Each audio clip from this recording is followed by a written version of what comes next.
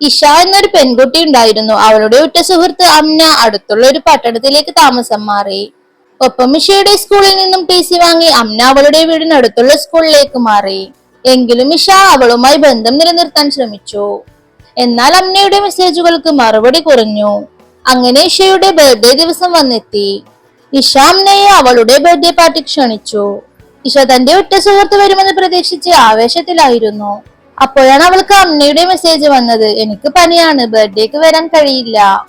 അവളുടെ ഉള്ളിൽ സങ്കടം നിറഞ്ഞു. അപ്പോഴാണ് അവളുടെ ചേട്ടൻ അവളെ വിളിക്കുന്നത്. വരൂ, നമുക്ക് നിന്റെ 18ാമത്തെ ബർത്ത്ഡേ പാർട്ടി ആഘോഷിക്കാം. അങ്ങനെ ഇരിക്കെ ഇഷയും ചേട്ടനും ബർത്ത്ഡേ ദിവസം ഡിന്നർ കഴിക്കാനായി പുറത്ത് നല്ലൊരു ഹോട്ടലിൽ കയറി. അങ്ങനെ അവർ ഫുഡ് കഴിക്കാൻ വേണ്ടി വെയിറ്റ് ചെയ്തിരിക്കുമ്പോൾ ഇഷ ആ കാര്യം ശ്രദ്ധിച്ചു. അവരുടെ കസേരയ്ക്കടുത്ത് അമ്നയും അവളുടെ 2 പുതിയ സുഹൃത്തുക്കളും ഭക്ഷണം കഴിക്കുന്നു. അവൾ വളരെ ഹാപ്പിയായി എൻജോയ് ചെയ്യുന്നുണ്ടായിരുന്നു. ഇഷ ഷോക്കഡായി. അവൾ ആ ഹോട്ടലിൽ നിന്നും സങ്കടത്തോടെ പുറത്തേക്ക് പോയി. ഇത് കണ്ട ഇഷയുടെ ചേട്ടൻ അവളോട് കാര്യങ്ങളെല്ലാം അന്വേഷിച്ചു. ഇഷ സങ്കടത്തോടെ കാര്യങ്ങളെല്ലാം തുറന്നു പറഞ്ഞു. എന്റെ ഉറ്റ സുഹൃത്താണ് അമ്ന. ഞങ്ങൾ +1 വരെ ഒരുമിച്ചായിരുന്നു പഠിച്ചത്. ഞങ്ങൾ ഒരുമിച്ചായിരുന്നു നടന്നിരുന്നത്. അവൾ എല്ലാ ദിവസവും എന്നെ വിളിക്കാറുമുണ്ടായിരുന്നു. എന്നാൽ അവൾ പുതിയ പട്ടണത്തിലേക്ക് താമസം മാറി. അവൾ പുതിയ സ്കൂളിൽ ചേർന്നു. അവൾക്ക് പുതിയ സുഹൃത്തുക്കളെ ലഭിച്ചു. ഇപ്പോൾ അവൾ എന്റെ മെസ്സേജിന് വൈകി മാത്രമേ റിപ്ലൈ തരാറുള്ളൂ. എന്തു തെറ്റാണ് ഞാൻ ചെയ്തത്? എന്നെ എന്തിനാണ് അവൾ അവോയ്ഡ് ചെയ്യുന്നത്? ഇഷയുടെ കണ്ണുകളിൽ നിന്നും കണ്ണുനീർ തുള്ളികൾ ഇറ്റു വീണു. എന്നാൽ അവളുടെ ചേട്ടന്റെ മറുപടി ഇപ്രകാരമായിരുന്നു. നമ്മുടെ ലൈഫിൽ നിന്നും അവർ പോകാൻ ആഗ്രഹിക്കുന്നുണ്ടെങ്കിൽ അവരെ പോകാൻ അനുവദിക്കുക എന്നതാണ് നമ്മൾ ചെയ്യേണ്ട കാര്യം.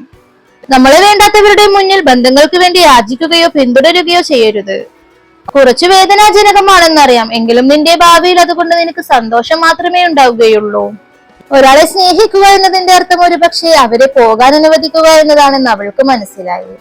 ഈ കഥയിൽ നിന്നും നാം ഉൾക്കൊള്ളേണ്ട മറ്റൊന്നുണ്ട്. ആത്മാർത്ഥമായ സ്നേഹബന്ധങ്ങൾ ഒരിക്കലും നമ്മെ വിട്ടുപോകുകയില്ല. അത് എന്നും നിലനിൽക്കുന്നതാണ്. പുതിയ ബന്ധങ്ങൾ ലഭിക്കുമ്പോൾ ചിലർക്ക് നമ്മെ മനസ്സിലാക്കാൻ കഴിയാതെ പോകും. എന്നാൽ ഒരു കാര്യം ഓർക്കുക, ആത്മാർത്ഥ സ്നേഹത്തിന് മരണമില്ല. അത് എന്നും നിലനിൽക്കുന്നതാണ്. നമ്മളെ വിട്ടുപോയവർ നമ്മെ ഒരിക്കലും സ്നേഹിച്ചിട്ടില്ല. നമ്മളെ സ്നേഹിച്ചവർ ഒരിക്കലും നമ്മെ വിട്ടുപോവുകയുമില്ല. അതിനാൽ പരസ്പരം ആത്മാർത്ഥമായ സ്നേഹം നിലനിർത്താൻ ശ്രമിക്കുക. സ്റ്റോറി ഇഷ്ടമായ ലൈക്ക് ചെയ്യുക. കൂടുതൽ മോട്ടിവേഷൻ സ്റ്റോറീസ് കേൾക്കാനായി ചാനൽ സബ്സ്ക്രൈബ് ചെയ്യുക. പുതിയ വീഡിയോയുമായിട്ട് പിന്നീട് കാണാം.